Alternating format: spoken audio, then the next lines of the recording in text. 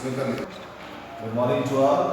मैं नरेंद्र सिंह आज आपको कविता विभाग का पहला लेसन सूरदास के पद बताने जा रहा हूँ। इसके कवि हैं सूरदास।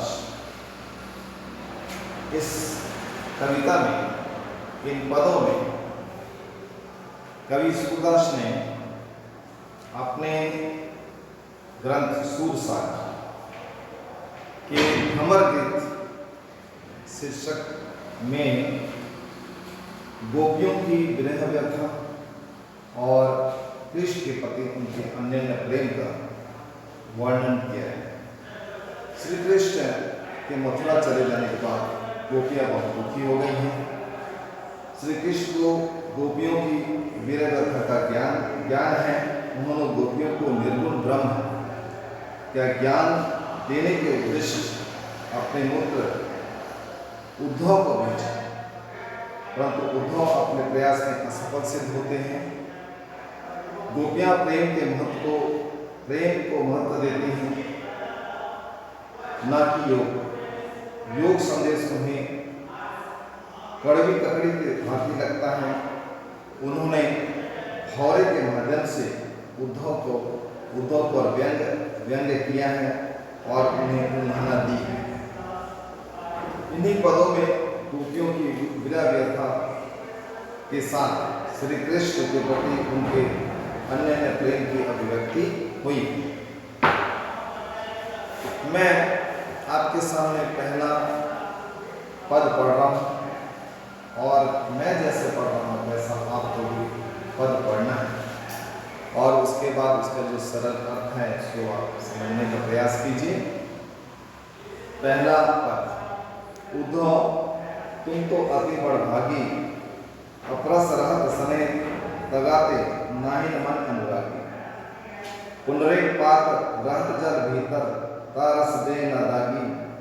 ज्यों जल में प्रेम की गागर नून न ताको गागी।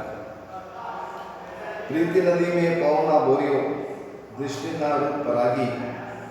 सूरदास अबला हम भोरी गुरु चीटी ज्यों पाई। इसमें कुछ कठिन शब्द हैं, उनको मैं बता रहा हूँ, अर्थ बता रहा हूँ। बट भागी यानी भाग्यवान, भाग्यशाली। अपरश ने अनछुआ। तगा मतलब धागा, बंधन। अनुरागी प्रेम में लिप्त। पुरैन पात यानी कमल का पत्ता। दागी यानी दाब, धब्बा। प्रीति नदी प्रेम की नदी। पाँव मतलब पैर। बारियों यानी डुबोया। अपराधी यानी मुंह धोना। अबला नारी को अबला की संज्ञा दी। भोरी का अर्थ है भोली भाली। गुड़ चाटी जो पागी, गुड़ से चिपकी हुई चिपकियों की तरह। तो यहाँ सूरदास जी ने भ्रमर गीत से तुम्हारी पुस्तक में सूरदास का जीवन परिचय दिया। जीवन परिचय उनका पढ़ के उसके बाद इन पदों का परिचय देते हैं कि इन पदों में कवि क्या कहना चाहिए, उसको भी आप पढ़िए। अब पहले पद का अर्थ मैं बता रहा हूँ। गोपियां उद्धव से कहते हैं, उद्धव तुम तो अति बड़ी हो। हे उद्धव तुम बहुत भाग्यशाली हो। ये कैसे भाग्य की विडंबना है। अपरस रात स्नेह लगाते नहीं मन लगा। तुम कृष्ण के निकट रहते, कई वर्षों से तुम श्री कृष्ण के निकट रहते आ रहे हो, फिर भी उनके प्रेम बंधन में तुम नहीं बंधे। उनके समीप रहते हुए तुम उनके प्रेम से अछूते हो। उनके प्रति तुम्हारे मन में कोई अनुराग नहीं हुआ। तुम श्री कृष्ण के समीप रहते हुए भी प्रेम से उसी प्रकार अलग हो जिस प्रकार पानी में रहते हुए कमल का पत्ता अलग ऊपर ही रहता है। तालाब में आपने देखा होगा कमल का जो पत्ता होता है वो पानी से ऊपर रहता है। पानी का प्रभाव, पानी के बूंदों का उस पर कोई प्रभाव नहीं पड़ता। उसी प्रकार तेल भी मटकी को जल में डुबाने पर उसके ऊपर पानी की बूंदों का कोई प्रभाव नहीं पड़ता। उसी प्रकार तुम भी कृष्ण के निकट रहते हुए भी उसके प्रेम से सदा दूर ही रहे। तुमने प्रेम नदी में आज तक अपना पैर नहीं डुबोया है। तुम किसी के सौंदर्य पर मुक्त नहीं हुए। आज तक तुम्हारी दृष्टि कृष्ण पर पड़ी ही नहीं, उनके सौंदर्य पर पड़ी ही नहीं है। एक हम ही ऐसी भोली भाली अबलाएं हैं जो कृष्ण के सौंदर्य में ऐसे उलझ गई जैसे चींटियां गुड़ के प्रति आसक्त होकर उससे चिपट जाती हैं। फिर वह उससे अलग होना चाहे तो भी वो उससे अलग नहीं हो सकती। इस प्रकार इस पहले स्टांजे में गोपियां उद्धव को बड़भागी बताती हैं, उस पर व्यंग्य करती हैं। गोपियां कहती हैं उद्धव श्री कृष्ण के समीप रहकर भी उनके प्रेम से तुम अछूते हो। गोपियों ने उद्धव को कमल के पत्ते और तेल लगी गागर के समान कहा है।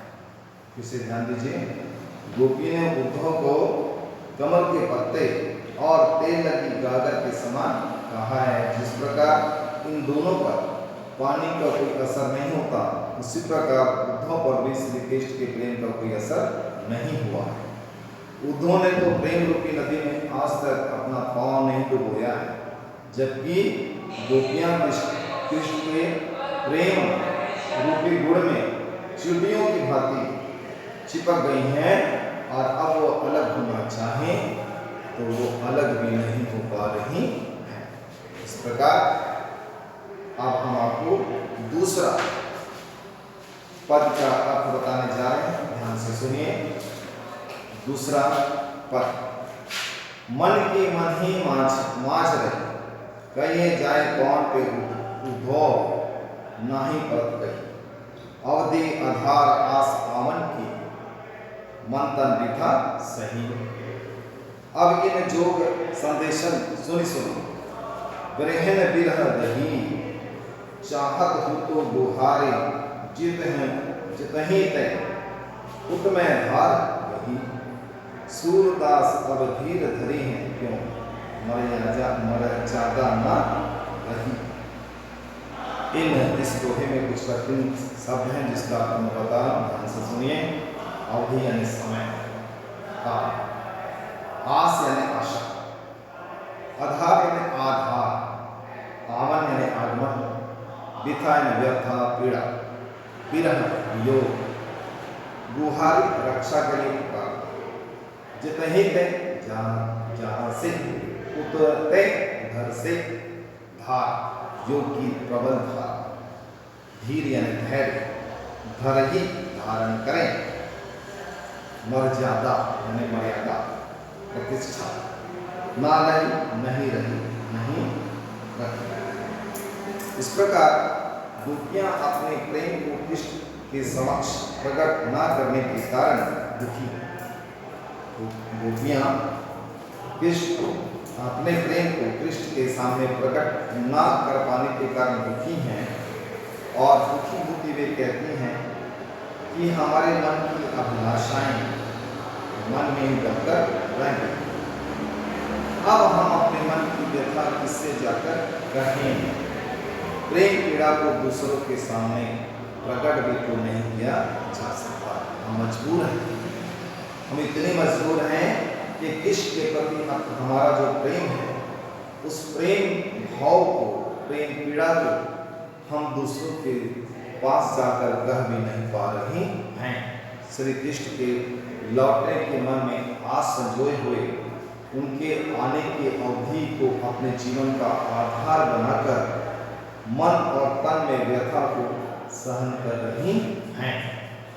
किंतु अब तुम्हारे द्वारा योग संदेश सुनकर हमारी व्यथा पीड़ा अचानक और बढ़ गई है। वीरा पीड़ा में जलती हुई हमें अपनी रक्षा का जिनसे सहारा था, रक्षा की आशा थी, जिसे हम पुकार सकते थे, उसी ओर से योग की धारा बहने लगी है। अतः हमें पूर्ण आशा थी कि एक दिन अवश्य श्री कृष्ण आकर हमारी पीड़ा को शांत करेंगे। आशा के विपरीत उन्होंने योग का संदेश भेज दिया। अंत में गोपियां व्यक्तित्व मन से उद्धव को उल्हाना देते हुए कहती हैं, जिनके कारण हमने अपनी मर्यादाओं को छोड़ दिया था, उन्होंने अपनी मर्यादा का पालन नहीं किया। अब हम कैसे धैर्य धारण करें? अब हम धैर्य धारण नहीं कर पाएंगी। तो इस प्रकार दूसरे पद में गोपियों की दुख की अभिव्यक्ति हुई। वे अपने मन की बातें किससे कहें? जिससे कहना था वो तो साथ छोड़कर चला गया, दूर चला गया। उद्धव के आने से वे मन मसोर कर रह जाती हैं। उनके मन की अभिलाषाएं मन में ही रह जाती हैं। वे कृष्ण के आने की प्रतीक्षा में अपने दिन बिता रहे, व्यथा के इन दिन को बिता रहे हैं कि एक दिन श्री कृष्ण जरूर आएंगे और हमारी व्यथा को शांत करेंगे। पर कृष्ण ने योग संदेश, कृष्ण के योग संदेशों को सुनकर उनकी गोपियों की व्यथा और बढ़ गई है। इससे उनका रखा साहब जो धैर्य था वो भी जवाब दे रहा है। अब वो पीड़ा में और ज्यादा उनकी पीड़ा और ज्यादा बढ़ गई है और व्यथा भी और ज्यादा बढ़ गई। इस प्रकार दूसरे पद का अर्थ समाप्त हुआ और तीसरे पद का अर्थ हम बताने जा रहे हैं। हमारे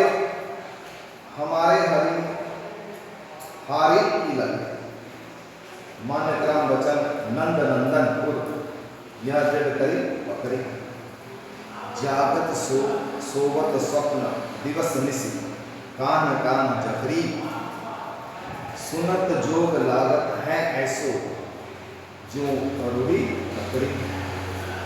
सो तो व्याधि हमको ले आए, देखी सुने न करी। यह तो सूर दिन ही ले सौंपो, जिनके मन चक्री। शब्द आपको बता रहे हैं। हरि एक ऐसा पक्षी जो अपने पाँव में सबल एक लकड़ी को दबाए हुए रखता है। लकड़ी का मतलब है लकड़ी से। नंद नंदन, नंद के पुत्र श्री कृष्ण दृढ़ करके मजबूती से पकड़िए ने पकड़ा, निशी रात जकड़िए ने रटती रहती हैं, जकड़े रहती हैं। करुई में कड़वी, व्याधि में रोग, बीमारी, पीड़ा पहुंचाने वाली वस्तु। मन चक्र, जिनका मन चक्र के समान घूमता रहता है, यानी जिनका मन स्थिर नहीं, एक के प्रति समर्पित नहीं। तो गोपियां अपनी विरह व्यथ उद्धव के समक्ष बताते हुए कहती हैं, गोपियां उद्धव को संबोधित करते हुए कहती हैं, श्री कृष्ण हमारे लिए हरि पक्षी की लकड़ी के, श्री कृष्ण हमारे लिए हरे की लकड़ी की तरह है, जिन्हें हम छोड़ नहीं सकते। हर एक पक्षी अपने पैरों में पकड़े लकड़ी को किसी भी स्थिति में नहीं छोड़ता है, ऐसे ही हम अपने श्री कृष्ण को छोड़ने में असमर्थ हैं। हम अपने प्रिय कृष्ण को मन, कर्म, वचन से अपने हृदय में बसाए हुए हैं। हम सोते जागते स्वप्न में दिन और रात श्री कृष्ण को का रट लगाए रहती हैं। तुम्हारे द्वारा दिया गया योग संदेश हे उद्धव, तुम्हारे द्वारा दिया गया योग संदेश हमें कड़वी लकड़ी के समान प्रतीत होता है, जिसके प्रति हमारी कोई रुचि नहीं। योग साधना तो हमारे लिए ऐसा रोग है, योग साधना हमारे लिए ऐसा रोग है जिसके बारे में ना तो पहले कभी देखा कभी सुना। योग को एक रोग के समान होता है और इस रोग को हमने पहले कभी देखा नहीं है, इसके बारे में कभी कुछ सुना भी नहीं है। योग साधना का संदेश तुम उन लोगों को दो जिनका मन चक्री की तरफ घूमता रहता है, भटकता रहता है। हमारे लिए श्री कृष्ण अन्य है, हमारा मन उनके प्रति दृढ़ भावना से समर्पित है। हमारा मन श्री कृष्ण के अलावा और किसी के प्रति नहीं जुड़ सकता। तो इस प्रकार तीसरे पद गोपियों ने श्री कृष्ण के प्रति एक निष्ठ अपने एक निष्ठ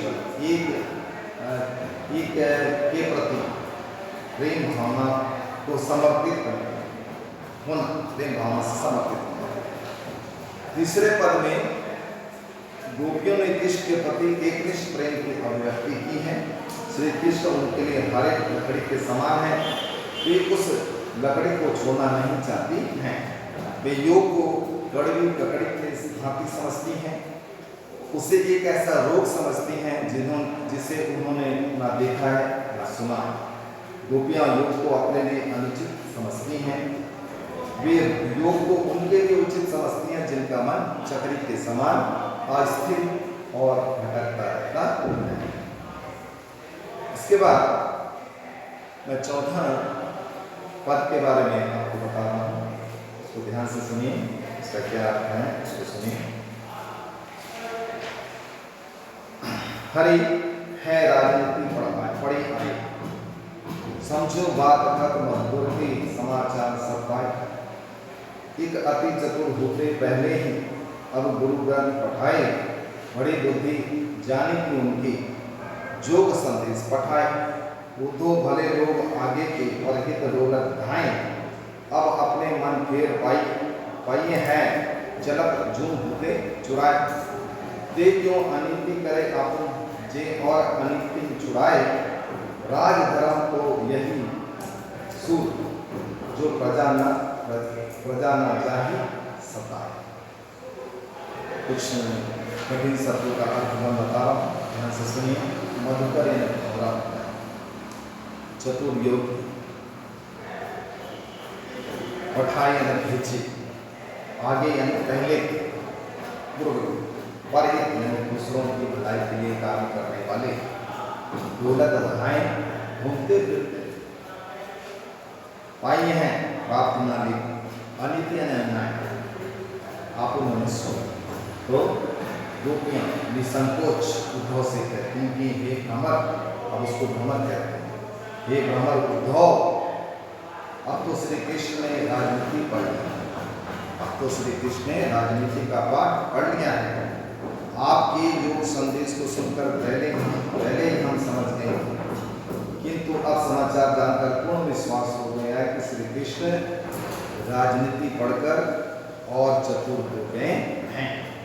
ये तो आप पहले ही चतुर, आपको हम पहले ही आपकी चतुराई के बारे में जानते थे, आप अपनी चतुराई के लिए प्रसिद्ध थे, तो आप पहले ही चतुर थे। उस पर भी आप अपने गुरु श्री कृष्ण से राजनीति का ग्रंथ भी आपने पढ़ लिया है। अब और ज्यादा आपके अंदर भी राजनीति आ गई है।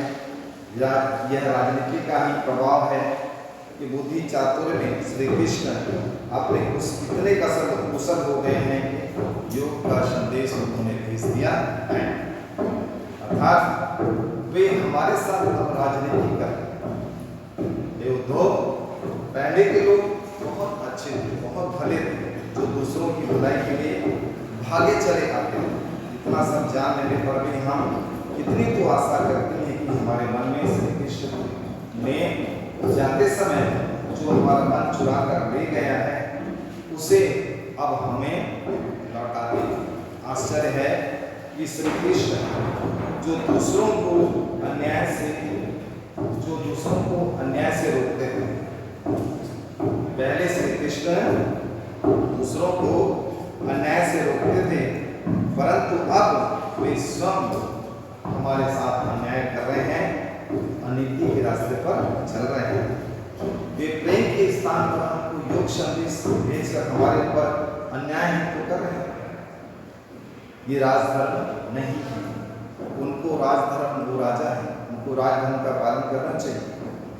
और राजधर्म क्या है? राजधर्म यह है कि राजा के द्वारा प्रजा सताई ना जाए, राजा को प्रजा की भलाई का, उनके सुख का ध्यान रखना चाहिए। तो इस दोहे में गोपियों की शिकायत का भाव प्रकट हुआ है।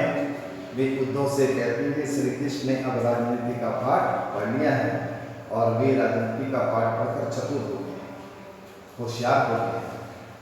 गोपियां उद्धव के माध्यम से श्री कृष्ण को राजधर्म याद दिलाने की बात कहती हैं। वे कहती हैं कि पहले के लोग ज़्यादा अच्छे थे जो प्रजा का हित करते थे, जबकि श्री कृष्ण हम गोपियों के साथ अन्याय करते हैं। उनका ये व्यवहार अन्याय जैसा ही है। राजधर्म तो यह कहता है कि राजा को अपनी प्रजा के सुख का ध्यान रखना चाहिए, उन्हें सताना नहीं चाहिए। परंतु श्री कृष्ण राजा होने के बावजूद भी हमें तो बहुत सता रहे हैं। इस प्रकार हमने आज आपको इन पदों का सरल अर्थ समझाने का प्रयास किया है। आप पहले की किताब से इन दोहों को पढ़िए, इन पदों को पढ़िए। उसके बाद आपके पास NCERT हिंदी एडिशनल प्रैक्टिस जो स्कूल से आपको मिली उसमें से आप इस अर्थ को पढ़िए और समझने का प्रयास करें। इसके अलावा आपके पास और कोई गाइड बुक है, चाहे गोल्डन गाइड है, चाहे ऑल इन वन है, कुछ भी है, आप उसको खोलिए और उससे भी इन पदों का अर्थ पढ़िए और समझिए। इसके अलावा इस पाठ के 1 से लेकर 10 तक जो प्रश्न उत्तर है उसको आप अपनी हिंदी फेयर पर लिखिए। प्रश्न उत्तर को गाइड से देखकर आप लिख सकते हैं। ध्यान रखें, पाठ का नाम, कवि का नाम और प्रश्न उत्तर, पहले प्रश्न लिखने हैं उसके बाद उत्तर लिखना है। सुंदर साफ अक्षरों में उर्दू लिखिए, स्पष्ट लिखिए और समझ के हमने आज आपको पढ़ाए हैं। यदि कुछ आपको डाउट है तो हमसे फोन करके भी आप पूछ सकते हैं। स्कूल खुलेगा तब भी आप हमसे पूछ सकते हैं। तो आपको जो होमवर्क दिया जा रहा है उसको आपको करना है। जो पाठ हमने पढ़ा दिया उस पाठ को आप घर में आपको प्रश्न उत्तर लिखना है, ये आप मान लीजिए। और इस प्रकार सभी पाठ पढ़ाए जाएंगे और उनका प्रश्न उत्तर आपको लिखते जाना है। 1 से लेकर 10 प्राय रहता है, 10 प्रश्न उत्तर बनाने ही पड़ते हैं। तो आप लगातार बनाते रहिए। नेक्स्ट क्लास में हम आपको कविता ही पढ़ाएंगे। अभी 2 कविता और हमको पढ़ानी है, तो 2 कविता इसके बाद वाला जो पाठ में होगा हमारे कोर्स में उसको हम देखेंगे और इसको 2 कविताएं और पढ़ाएंगे। आप हमारे साथ ऐसे जुड़े रहिए, ऑनलाइन क्लास जो चल रही है उसके साथ आप जुड़े रहिए और जो भी विषय है, चाहे वो मैथ्स है, साइंस है, हिंदी है, इंग्लिश, जो भी है, आप हर दिन उसको देखिए। क्या पढ़ाया है, कैसे पढ़ाई है, क्या उसका मीनिंग है, कैसे बनाना है। आप हमारे साथ पढ़ाई का काम साथ साथ रखें। हम मेहनत करें, आप भी मेहनत कीजिए, तब इसका परिणाम सही निकलेगा। परिश्रम से सफलता मिलती है। आप 10वीं कक्षा में हैं, आपको लगातार परिश्रम करना है और हर प्रकार से विषय वस्तु से पढ़ाई से जुड़े रहना है। 1 साल आपको आराम नहीं करना है, आपको परिश्रम नहीं करना है। परीक्षा के बाद, एनुअल परीक्षा के बाद ही आप आराम कर सकते हैं। अभी तो आपको लगातार पढ़ाई करनी है। तो इस प्रकार आज का ये कविता का जो सरल अर्थ है वो हमने आपको बता दिया है। अब इससे जुड़े प्रश्न उत्तर है, उसको आप देखिए, समझिए और उसका उत्तर लिखिए। बहुत बहुत धन्यवाद। आप अपना ख्याल रखिए, स्वस्थ रहिए, सुरक्षित रहिए। धन्यवाद।